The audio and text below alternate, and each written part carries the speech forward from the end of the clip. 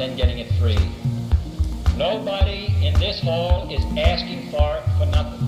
They are willing to contribute during their working years. That is the important principle which has been lost sight of.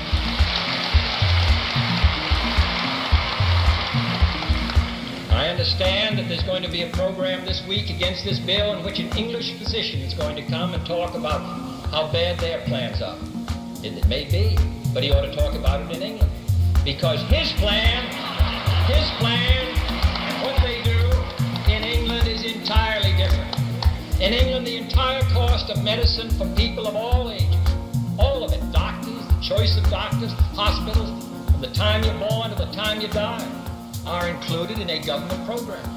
But what we're talking about is entirely different. And I hope that while he's here, he and Dr. Spark and others who have joined us will come to see what we're trying to do. The fact of the matter is that what we are now talking about doing, most of the countries of Europe did years ago.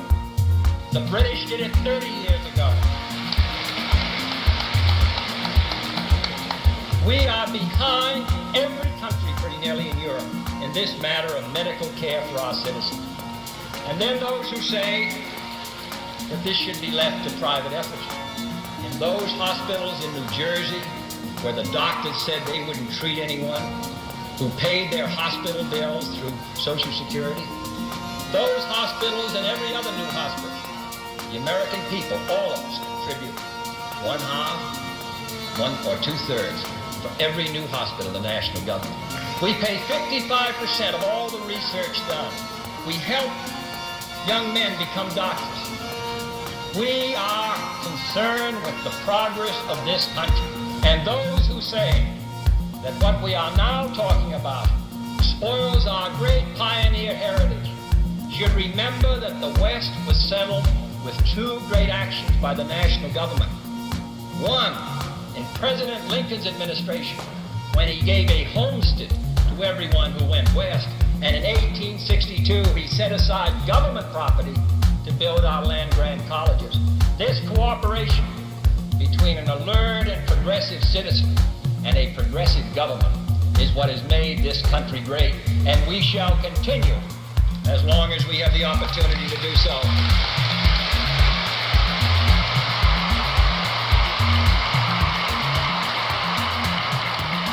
This matter should not be left to a mail campaign where senators are inundated, or congressmen, 25 and 30,000 letters.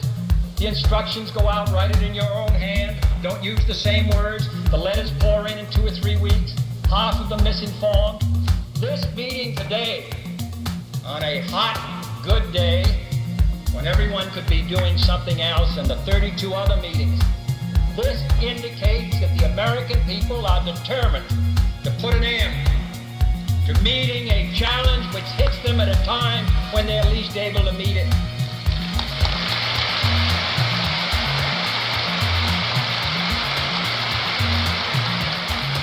And then finally, I had a letter last week saying you're going to take care of all the millionaires and they don't need it. I do not know how many millionaires we are talking about, but they won't mind contributing $12 a month to Social Security. And they may be among those who will apply for it when they go to the hospital. But what I will say is that the national government, through the tax laws, already takes care of them. Because over 65, they can deduct all their medical expenses. What we are concerned about is the person, not who has not got a cent, but those who saved and worked and then get hit. Then there are those who say, well, what happens if you die before you're 65? Well, there isn't. You really don't care. You have no guarantees. But what we are talking about is our people are living a long time. Their housing is inadequate. In many cases, their rehabilitation is inadequate. We've got great unfinished business in this country.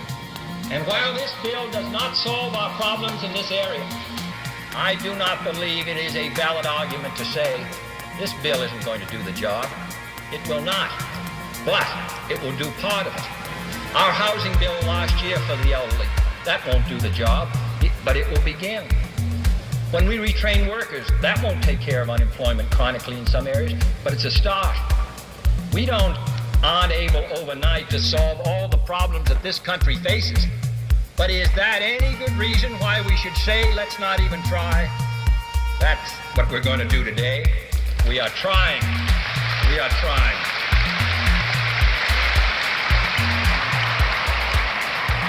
And what we're talking about here is true in a variety of other ways. All the great revolutionary movements of the Franklin Roosevelt administration in the 30s we now take for granted. But I refuse to see us live on the accomplishments of another generation. I refuse to see this country and all of us shrink from these struggles, which are our responsibility in our time, because what we are now talking about in our children's day will seem to be the ordinary business of government. So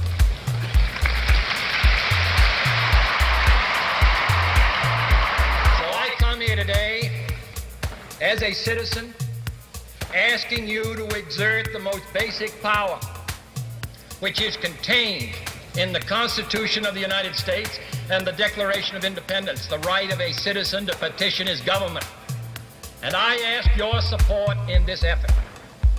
This effort will be successful, and it will be successful because it is soundly based to meet a great national crisis, and it is based on the effort of responsible citizens.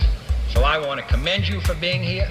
I think it's most appropriate that the President of the United States, whose business place is in Washington, should come to this city and participate in these rallies, because the business of government is the business of the people, and the people are right here.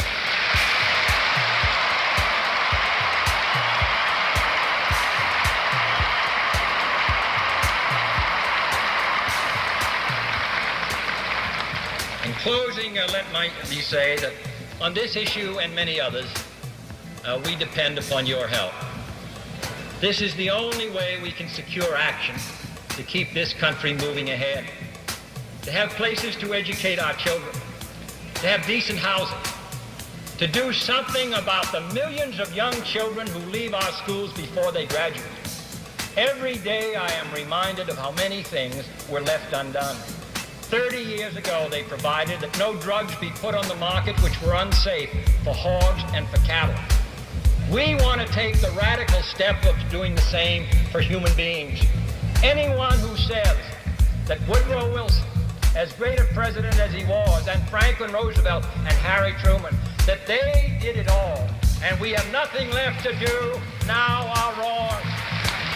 We ask you, the citizens of this country, the responsible and thoughtful doctors, the hospital administrators, all those who face this challenge of educating our children, finding work for our older people, finding security for those who have retired, all who are committed to this great effort of moving this country forward, come and give us your help.